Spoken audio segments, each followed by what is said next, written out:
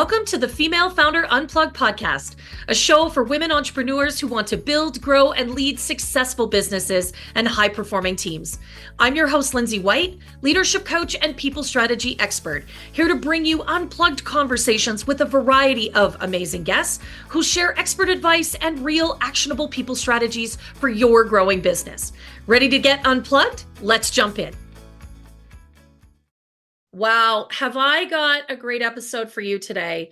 I've got my friend Nicole here, and we are going to talk your ear off this afternoon. Nicole's amazing. She and I have so much in common because she loves to empower leaders to make small, brave moves. I love it. And her concept is really about the 5 tough talks that prevent us from achieving our highest level of communication, culture, productivity, and performance. And you know I get down with that. Nicole has an incredible background leading transformation in Fortune 300 companies. She's a master certified executive coach. You know I love that. She's a best-selling author. She's got some cool books. We'll put the link in the show notes for you. And, you know, she's an incredible speaker. She's just a fantastic human being. So buckle up, because this is going to be a great conversation. Nicole, I'm so glad you're here. Oh, thanks, Lindsay. I'm excited to be here with you and talk all things high energy leadership, high voltage leadership specifically. 100%, 100%. Tell us, how did you become a female founder? I'll tell you, I had on my vision board years ago, like, hey, I'm going to, and it was actually long after I obtained my initial coaching certification. I was like, you know what? I want to go do this stuff on my own. I had been inside 2 organizations, thrown into transformational role after, like, the one that's like, hey, this is really broke. We're going to toss you in there. Go ahead and fix it. We'll pull you out in 2.5 years and send you into another one. And Right. so I learned, I was like, gosh, that's a cycle, right? That was about 16 years of doing that. Oh, And then of all of the aspects that go into that true transformation, there was one piece I really loved and was working with leaders and teams who really own their growth and wanted to get from here to there, to the yeah, next, right? That next yeah, step. And so I decided I'm going to go do that on my own. I'm going to give it a shot. And yeah. when I decided that, I was here, I am in an executive role, CHRO, and I put out on LinkedIn to 2 of my close friends on my network. And I sent them a message and I said, hey, thinking about doing this thing. And I would love to help you if you've got a project or something you need help Okay. with. And actually, I sent it out to like 5 or 6. 2 immediately responded, called me, set dates. I took days off to dip my toe in the water of the female founder. And I'll tell you what, after a couple of days of doing that type of work, the work that truly puts me in my zone of genius, that brings me the Yeah, most yeah. joy, I was off to the races. And within just a couple of months, had wound down and backfilled my CHRO role and went out and Love it. went running in this direction. So, yeah, it was super exciting. Okay. And I love that. I mean, in the context of your small, brave moves, just sending those notes. That's it. Yes. Just sending That those. was the first step, right? That Yeah. was making the ask to people you know and trust, and Yeah. then people saying yes to you. And then I was like, okay, well, they're not going to pay me, right? Because they know I had this full-time executive job. Oh, no, no, no. They're paying me and paying me really well because they Yes. know the expertise I brought to the table.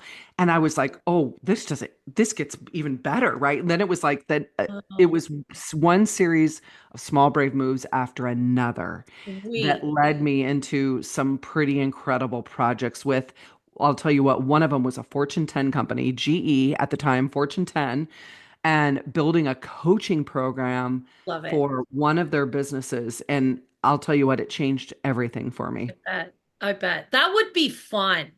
Now, Yes. not everyone listening is going to think building a coaching program sounds like a great time. To be fair, Nicole and I were kind of nerdy about that stuff. So if you're listening and you think, what's wrong with these ladies? Yes. That's the kind of stuff we think is cool. But yeah, what a great thing to be able to stand up in a business that is like, you want to talk transformation. I mean, you Mhm. and I, we are all in on the transformational nature of coaching. Yeah. And this one specifically, what the leaders listening will appreciate is if you've ever worked for a leader that was very directive and command and control, Mhm. GE brought me in to take, because that's all they knew, Yeah, of and course. to really stretch and help them come at it from a coaching mindset and helping driving the decision making and the problem solving deeper into their organizations, which required them to stop telling people exactly what to do. And Yeah, I had to figure out the art and the science behind doing yeah, that for them, yeah. and then go into training, coaching, and helping them. Because it's a journey, it's not an overnight fix, right? When you're trying to switch mindsets, behaviors, and habits. It's hard, especially when you have a culture that is very much rooted in command and control. Mhm. The shift happens over time. It Yeah, is, and you have to be all in. You can't start that and stop it. Because it's incredibly disengaging. You have to be all in, knowing that it's not all sunshine, rainbows, and baby unicorns, right? yeah, yeah, for Yeah. sure. Oh my gosh, so nifty. I love so okay, so tell us more about who, like what you do today, who you work with, where you're at, what your team looks like. Oh my gosh. So I am 12 years into this journey and have Ah, never looked back, and started off really doing leadership development and coaching. So building leadership development programs, retreats for yeah, inside, right? For leadership yeah, teams to go offsite and do the deep work, yeah. coaching, and then moved into pretty quickly keynote speaking. Right. And so now I speak on Small Brave Moves and Five Tough Talks. So I started building my own content out and really putting my thought leadership out there in the world, things I really believe. And this is all based on all of my work inside and outside. It's the same Yeah, thing. It doesn't matter if you're a leader for a Fortune 10 company, Fortune 500, yeah, nonprofit, startup, it's the yeah, same challenges, maybe on a little different scale, but you're dealing with the same challenges. sure. And so I was like, we have to get better at this. And so keynote speaking, so I speak on stages all over the world. And then we've built an online program around bravery and leadership. And Love that it. includes the five tough talks. So if you want to get stronger at leading brave conversations, you can come inside and go through Yeah, that and come into our community. We'll be launching Small Brave Moves here in 2 months. So you'll learn the 9 mindsets, behaviors, and habits of wonderful. being braver in the work as a leader. And so we're going to continue to build that piece out so that those that want to be braver in the work that they want to do can come alongside with us in the community and learn. I love that. I love that. That is so fun. That's such Thank fun, you. rewarding work. Well, it's Um, all based on personal experience as well. And you get yeah, that, right? right? Like the transformation that you, right, or any leader that's listening, right, when we're tossed into those, it takes a bit of bravery, and that's Yeah, how we it does. learn, right? It does. I want to switch gears a little bit and ask you about like now you're building a business. You are Mhm, a female business owner. mhm. You're building a team. It is as much as we talk about it and teach it. Ooh, man, then you got to put it into practice. Yes. What does that look like inside your organization? Yeah, we have a small and mighty team, and 100%. that's Yeah, by design. So I have Jess, who's the director of marketing and operations, who's a whiz at almost everything that I could ever imagine. She's just incredible. And then I have Cole, who leads sales and business development, really that client relationship from beginning to end. And love he it. is incredible as well. And then we go to the outside for things that one of the three of us aren't able to do, or we need some Right. supplement, like, videography, things like that. Yeah. We use a whole host. We have an incredible network of trusted people that we work with during those points when we need them. And so it is truly the three of us that are out there doing that. And then I have some trusted coaches and facilitators I use Yeah. for projects that get big. But this is by design, this is where I want to invest Yeah. my time and energy in building what this Yeah. looks like. And it hasn't been easy. I've slipped and tripped and fallen along the way too. Yeah.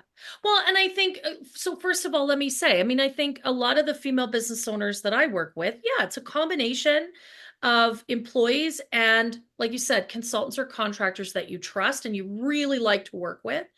I mean, I think a lot of us are in that space where, Mhm. yeah, we need that perhaps fractional piece or we need that special skill set when we need it for the moment in time or the project. And we have to have that great network, but they still Mhm. have to align with our Yes. values and the culture we're trying to create. And that can be a little tricky. How do you do that with your trusted partners is maybe what I'll call them. Yeah, I'll tell you, I look for people who definitely align in what we're looking for. So for me, it's like it's about the longer term partnership. It's Yes. not about the one and done. Yeah. And I'm not afraid to have the how we work conversation, right? Like what I need from them, what I expect from that, what I would need from them, what they need Yeah. from me, and how Yeah. the relationship is going to work and what I'm envisioning. And a lot of times I'm not afraid to go get somebody who's also newer. So my brand photographer, she is incredible. She's somebody I knew, but went into the brand side. And I was like, we can grow together. Like, come in and Yeah. do some of this. And we are. She's as she elevates, we elevate, and vice versa. And it's been a fun journey. There's been some people I thought I did all my due diligence on and Yeah. had all the conversations that like my just didn't work out. And I could tell where she was pushing me to do things that were just outside of our brand and who I want to stand for. And I was like, and so I had to actually close down that relationship. So I think investing time and making sure there's alignment and then getting clear on the how we work on what you expect. And I will tell you, the minute you use you've got this circle, I found I was spending so much time trying to keep everybody up to speed on things that when I realized I was using three or four people for what could be the job of one person. And if I just took that deep breath, made that small, brave move, and invested in that one person, that it Yes. would change everything. And the momentum it created from that changed everything in my business. And I was like, oh my gosh, I was tired of sharing Yeah. resources with other people out there in the world. But my business was ready. I Yes. probably pulled the trigger a little sooner than the business was ready, but it was in alignment but it grew so much quicker because of doing it. So the small brave move of saying, should I? Why wouldn't I? Could I? How might I? And then go do it. So I love and I want to point this out because I love that the questions you asked and the small brave move actually were very strategic because this is the piece that is tricky for so many female business owners is having a real strategic approach to who I'm adding to my business, why Mhm. I'm adding them, and when I'm adding them. And Yeah. that asking yourself those questions actually helps you establish a more strategic approach to that. Like it's intentional Yeah. Yep. instead of, like you said, piecing it out or not, hiring. I hear from so many female business owners hiring too late. Yes. The hire slow, fire fast. Not that that's necessary. That's Yeah. oversimplified way to put it, but just not finding the right people for your business at the right time and with the right purpose. And I think Hmm. that's so critical, especially as we're trying to grow. And that's exactly what you talked about. Yeah. Right? And sometimes it is the right move to have Hmm. an employee. I hear from a lot of business owners, oh, well, I'm only going to ever have consultants because it's safer. No, unfortunately, it's not. Right? They can It leave isn't. on they can email you on a Friday, not show up on a Monday, and they get all your IP. There's nothing safe about that. The only thing Right. safe is that you don't have payroll. Well, if that's the Yeah. only thing that's in your way, let's talk about that, right? Yeah. And I Yeah. think one of the bigger I think a mistake that I kept convincing myself of is, well, I'm so busy, I just need a VA. I need a VA or a personal, Yes. Oh an my goodness. executive assistant, right? Who can, and then everything's going to be great again. And what I realized was that's when I sat down and really wrote down Yes. exactly that would advance the business forward. It wasn't a VA. And honestly, the three of us, Cole, Jess, and I, each have a Yes. percentage of time we have to handle some of those Of course. things, right? But it's small. And amongst the Yes. three of us, we don't need that. Now, that doesn't mean your business doesn't need it, but misidentifying the right role that's really going to propel you forward, Yes. like that's where you got to invest the time. I thank you for saying that. You kind of line that up over the plate for me. It's a message we get a lot. You need a VA, Mhm. you need an OBM. Mhm. My question always is, do you really? How do Yes. you know? How do Yeah. you, is it just because someone told you that, or your friend has one, or everybody in your mastermind has a VA? Or do Right. you actually really need that? Mhm. Right? Pausing to actually do some work and understand, Well, because I hear that, well, I have a VA, but they don't do the work I want, or they're not delivering for me. Well, if Yes. you aren't clear, how the heck are they supposed to be clear? Like, Yeah. it's so unfair to everybody. Here's the funny part. I had somebody recommend a VA firm to me when I thought I was like, oh, I think I got to do the VA. And the person recommended, they're like, oh, they're the best in it. It's X Yeah. amount of dollars and, the hours and this and that. And you get so much. And then that person reached out to me to do something and was like, my VA is going to get a hold of you. And it was like a month before the VA reached out on something that was urgent. And I was like, Hmm. what? So I think that whole, it's outsourcing things that only need pieces for Yeah. periods of time makes sense. But if you want somebody to run alongside of you and Yes. really grow, outsourcing that is not always the best solution. No, it's not strategic. Um, No, it's not. more importantly than a yes or no, it's what actually makes sense for your business. And Nicole, Mhm. you've been very thoughtful and intentional about who you have added when you have added them. And of course, the budget is influencing this. We got to Yes, have the money. Like, I appreciate that. But if you know that you need to execute on that thing in Q4, you cannot hire someone a month before and expect them to be ready to right. execute. You've That's got right. to give them runway, right? Even if they're an expert at that thing, they're not an expert at your business. And I, Right. I think we miss that. So I love that. Thank you for bringing that, because I think that's really important. And I know that you've also, I mean, speaking about this culture piece, you've spent a ton Mhm. of time thinking about, like, this is how you said, how we roll, right? And I think that's so critical. Yeah, that's the first. So the how we work conversation is the first of the five tough talks. Yeah. And what I talk about in there is like so many times, Lindsay, we get so focused on what's my strategy, what's my goals, what are Oh my my God. objectives, right? Like what do I have to do? And then we just roll up our sleeves and start doing it, like if we're working alongside of each other. But we forget to have the how we work conversation, which Yeah. is, whoa, whoa, whoa, like, Lindsay, if I need to challenge you, how do you want me to do that? Like, or Yeah. Lindsay, if you're seeing something that I'm not seeing, can I count on you to tell me? And then let's Yes. talk about how you're going to do that. Like, are we going to come up with a fun code word? And then Watermelon. Yeah. yeah, like, Yeah. or Yeah. even the simple one around like what do we want our communication cadence? Yeah. What do we want, in scope, out of scope? Because Yeah. I mean, I can't tell you how many teams I've worked with where it's like, well, the CEO is sending all the emails over the weekend and I feel like I have to respond and Yes. I'm on call. And the CEO is like, listen, I'm an empty nester and that's when I do some of my best work. I don't expect you to respond. But they never had the conversation. So it's like, Yeah. let's get everything out there so we can stay in alignment that's going to best serve Yeah. the work we're going to do together. And then when we get out of alignment, because it's going to happen, Yeah. it's a natural chapter that we know that like, oh, something's off and it's not work serving us anymore. Let's get back in there and continue the conversation so that we can get back into Yeah. alignment before we're having the being better conversation, right? Which is like, you're not at your best right now.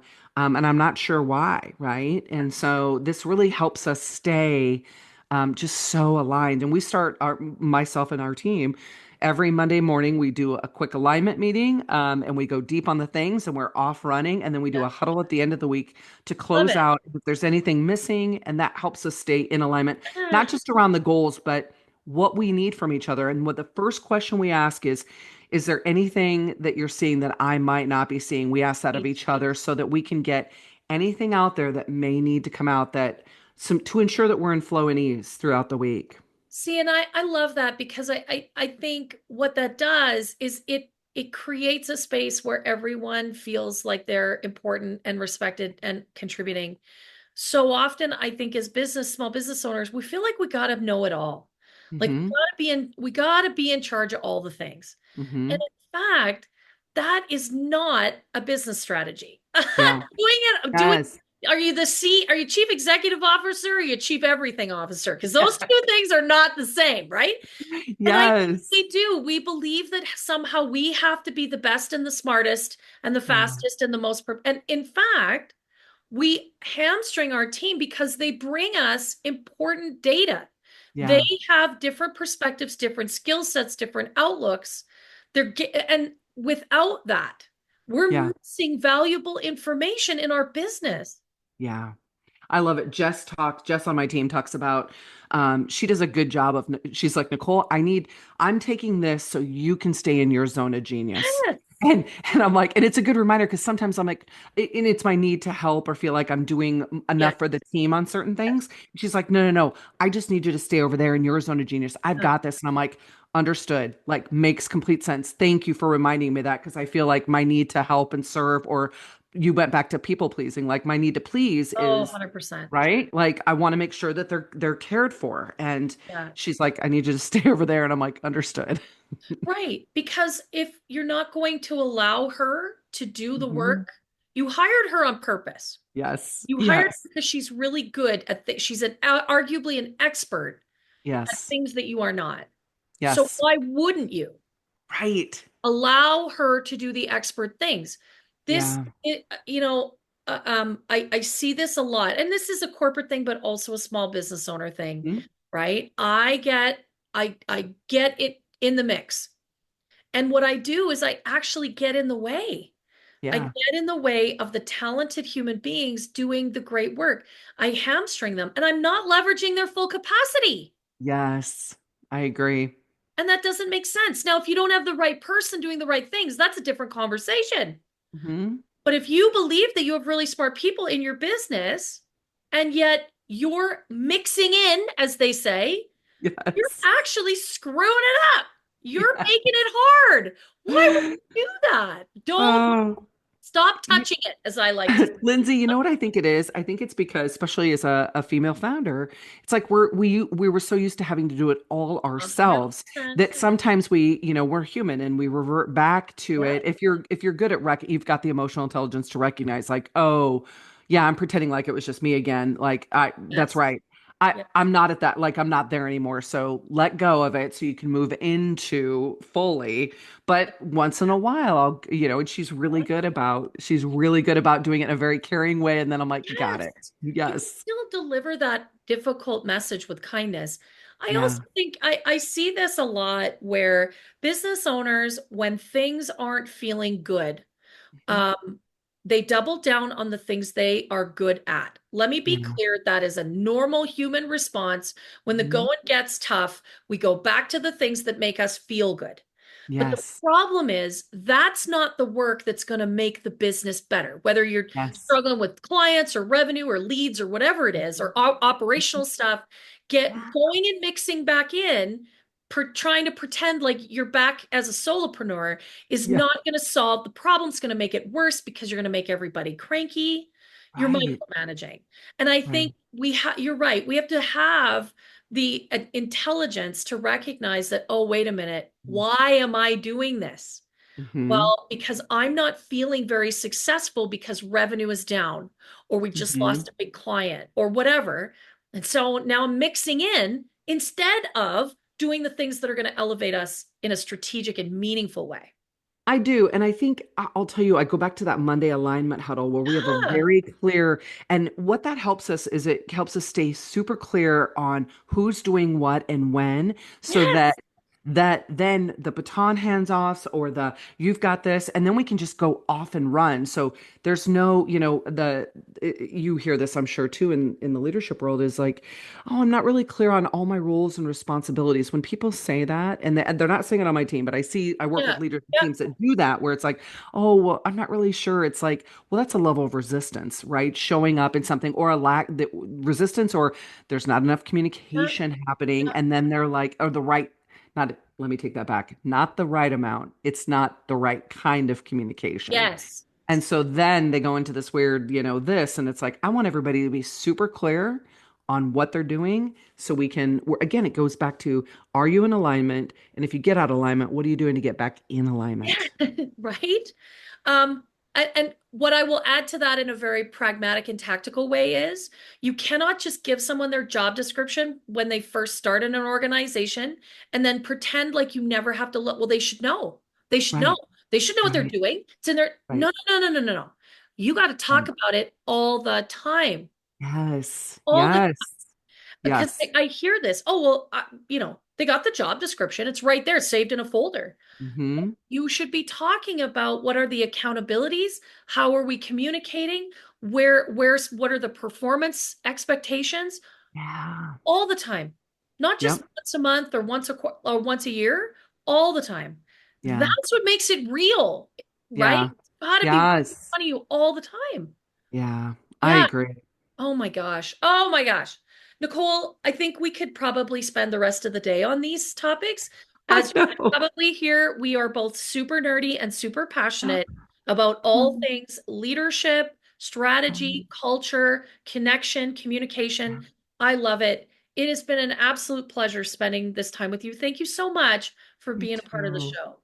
Thank you, Lindsay. I appreciate it. I also want to say, where can everybody find you and find these important books? Ah, love it. So head out to NicoleMBianchi.com. Okay. So NicoleMBianchi.com.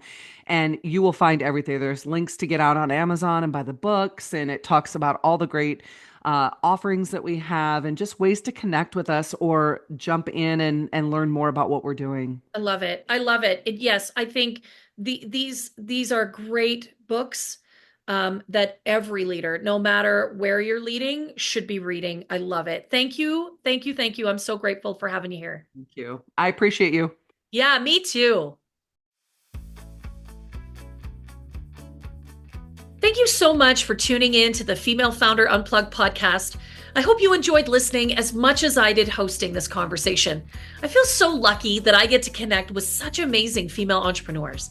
And if you enjoyed today's session, would you do me a big favor? Would you hit subscribe and give this episode a 5-star review? I'd also love it if you would share with your friends. We've got a goal here at the Female Founder Unplugged podcast to impact 1,000 female founders. And with your help, we can really amplify the message.